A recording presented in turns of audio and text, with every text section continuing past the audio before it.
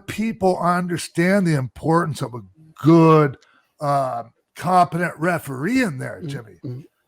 Yeah, it's interesting, and I hate to say it, but watching some of today's product, I don't think people realize how important the referee is, not in getting themselves noticed or getting themselves over. I learned over the years that the important job of the referee is to help the talent tell their story. Yeah.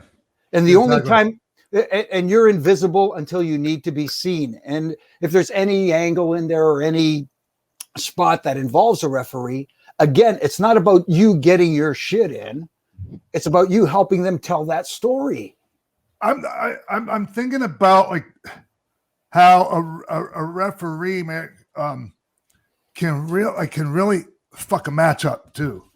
Do you remember they had a local referee there? He was an older dude, and they would put him on the show. He was I'm sure he was a nice guy, but he was the worst fucking referee in the entire history of wrestling.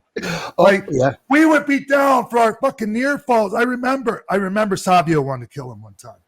Wherever the fall, it's important, the cadence of the count. It's like the 1, 2, this guy gets down. He's like, and every time he would go for the count, he'd ask us now.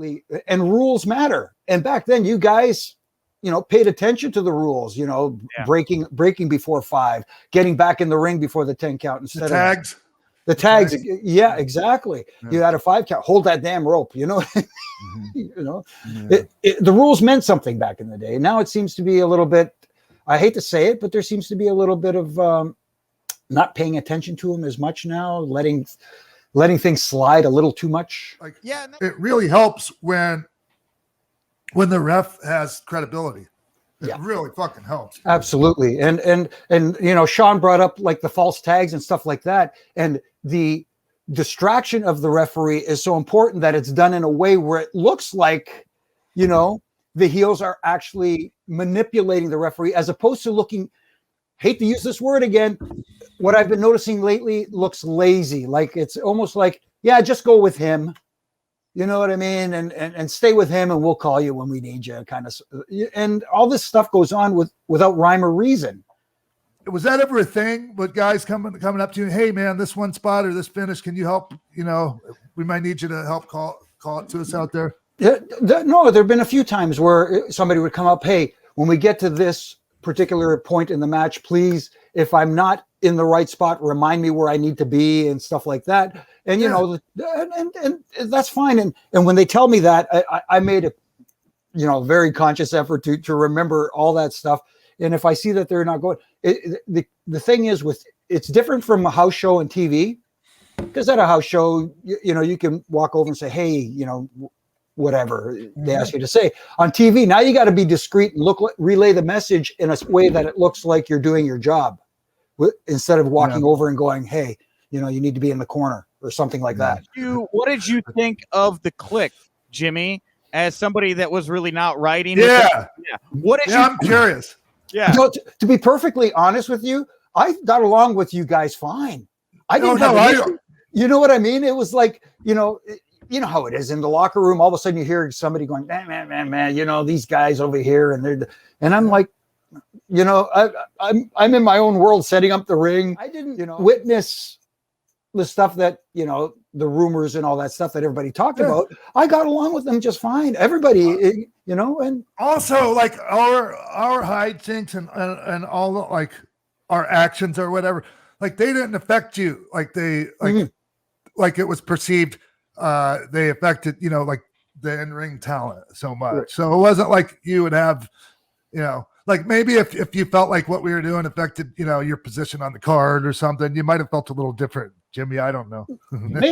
maybe, but it's harder for me to judge the guys these days because, like, for me personally, I judge a lot of it by like my experiences with them in the ring. Right. Yeah. But there's a lot of good refs, but there's some out there that really frustrate me. I'm again not going to name names, but I got called out on a certain Sirius XM station. They interviewed somebody from AEW, and they think that I bury their refs a little too often in my ref and rants. Their talent buries the refs. Thank you for saying that. I mean, like, you talk about protecting your referees. It's just, and nobody, and what gets me too is you look at the talent that's there behind the scenes. You've got your Dean Malenkos, you've got your Arn Andersons, you've got some amazing talent, Billy Gunn, who, you know what I mean? You got some guys who know how to utilize the referees. Is it that they just don't listen? It's just, man, okay, so like some of the guys that are coming from Mexico, like AAA specifically, you know, it's just, man, they really don't, you know how it is, right? Like, and their tag situations are different down there. Like, and they come up here. I just, like, honestly, I wish there would be a little bit more of an effort to adjust to how it's done here when you're here. Yeah. Look, it was just a little too much for me. That drop down leapfrog spot the ref did in that tag match on NXT. It was just a little bit too much for me, man. Like, it wasn't the worst thing in the world or anything, but I just thought it was just a little much. Yeah. You know what I'm talking about, right? Yeah, exactly. With Daryl. But Daryl, former worker as well too. So luckily they picked him, because if it was me, I wouldn't. The drop down would have been fine. The leapfrog might have been a problem. But I agree with you. I think it was a little bit too much. But then again, that match was a little bit more of a babyface match, and they were trying to do a little bit of comedy there. And it's not like Daryl called a spot. Hey, do this, and I'll do a drop down leapfrog. Right. The guys called that spot. You know what I mean? But yeah.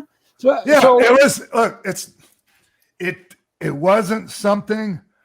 It wasn't something that I was like, oh man, like I want to like, I wasn't getting Jim Cornette over it or anything. But losing my mind right over it. But it's hey, because I mean, there's been times like, one time in the Garden, we're doing a 6-man. I think it was like Rock and the Dudleys or Steve Austin, something like that. We were in the main event, right, at the Madison Square Garden, and so it's me, Hunter, and Road Dogg, and just like, so Road Dogg just goes to Baby Earl and he shoves him, and obviously he tells shove me back, and he takes a bump, kind of like the Flair thing, that Flair used to do a lot, and then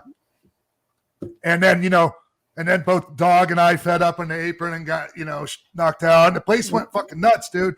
Right. And, man, you're really walking a thin line, man, on being able to get away with doing that. Yeah. Yeah, right? Definitely. Well, I hear you. We got away with it. But, man, that's risky as fuck. But it worked. It was fine. On a live event, it's fine. On TV, that's a different story. And this is coming from a guy who got to do all that fun lie, cheat, and steal stuff with Eddie back in the day, and God bless him, and allowing me to actually even put my 2 cents. Eddie was the kind of guy who would say, "Hey, this is the spot we want to do for the lie, cheat, and steal with the chair and stuff like that. What do you think?"